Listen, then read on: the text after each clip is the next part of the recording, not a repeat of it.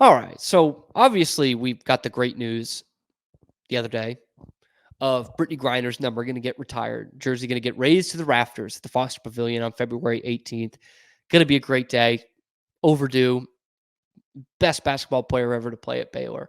And they asked Scott Drew about it, the media, in his press conference looking ahead to UCF. And one thing he mentioned, of course, he mentioned it was great for her and for the university, but he kind of said that it was something they were looking to do in the Foster, like raise the jerseys up. And so it got me to thinking, the women have always been on top of retiring jerseys. Sophia Young, Odyssey Sims, Nina Davis. You got to get Nia Johnson up there sometime, but like they're on top of it. They've got it. And so I thought, who should the men be retiring jerseys for? Because honestly, I don't know that they have any. Because when I look at some of the great players ever to play here, I know other players who have worn those numbers. And so I'm not going to do the 4-year standard that Kim Mulkey and a lot of other teams do, like the Lady Bears do. So I am just looking at a list. This was just off the dome. I didn't want to think too much about it, so that it could be controversial, of who the Baylor men's team should retire the jerseys for.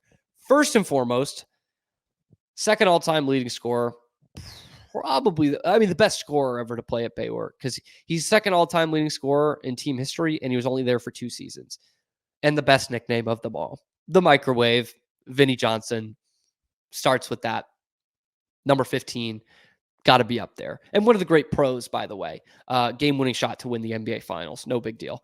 Lace Dunn, number 24, all-time leading scorer at Baylor, and was just a bucket, man. Truly a knockdown shooter before that was really cool. Back when those guys were mostly bit players, he was not. But he was an outstanding three-point shooter and was the talisman, at least scoring-wise, on some really good teams in the late aughts and the early 2010s. Of course, he was on that 2010 Elite Eight team. Third in the list, Terry Teagle, number 20.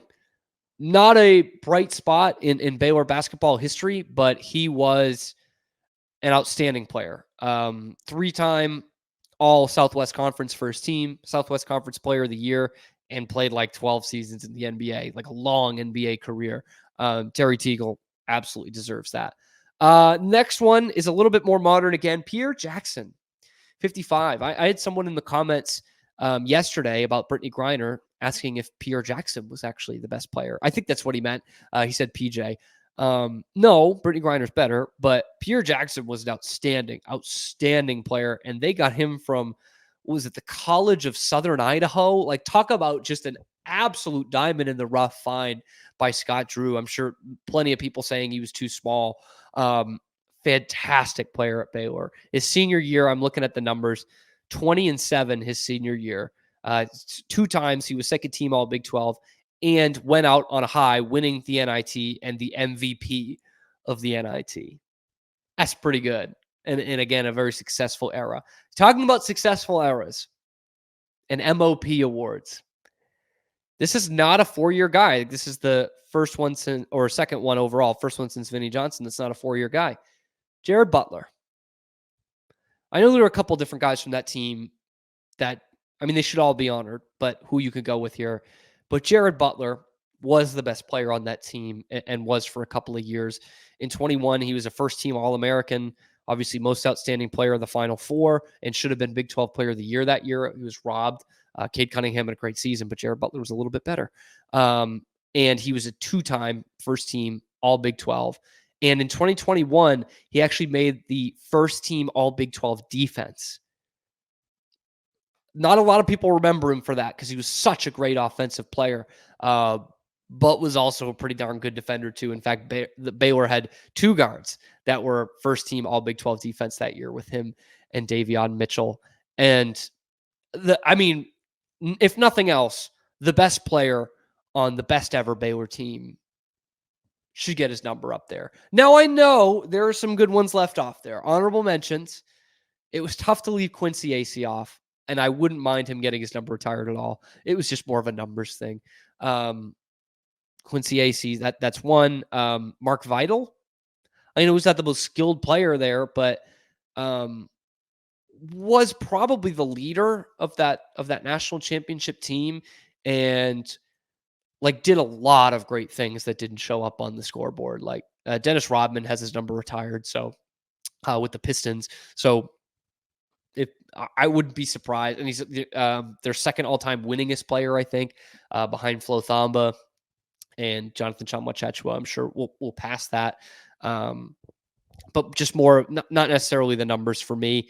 Tweety Carter and Ekpe and Isaiah Austin had a great career with Baylor, and obviously a great story.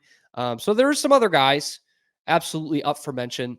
But I'm still a young guy, so I'm probably missing some players in there. I would love to hear back from you guys about that, on who you would love to see having their jersey retired at Baylor. I don't want them to become Carolina. North Carolina has like 40 jerseys hanging up there. Duke has a bunch. Kansas has a couple. Like, it's not, I don't want it to become that, but it's the highest honor you can get from a team. So I think it needs to be really the best of the best. And those are the guys I'm looking at. And certainly for my era, to have Jared Butler in there seems like a no-brainer. But look, no pressure. You guys got some time on that. What do you guys think about the retired numbers? How are you feeling about the game tonight? Drop your score predictions down in the comments below. How are you feeling about the 2024 football schedule? Are you more optimistic than I am? I hope so. I'll come around to it. I'd love to see how the guys look in spring ball first.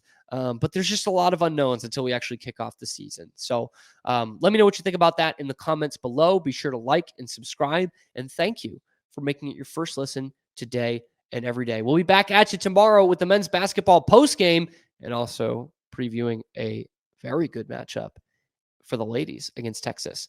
That's tomorrow on Locked on Baylor.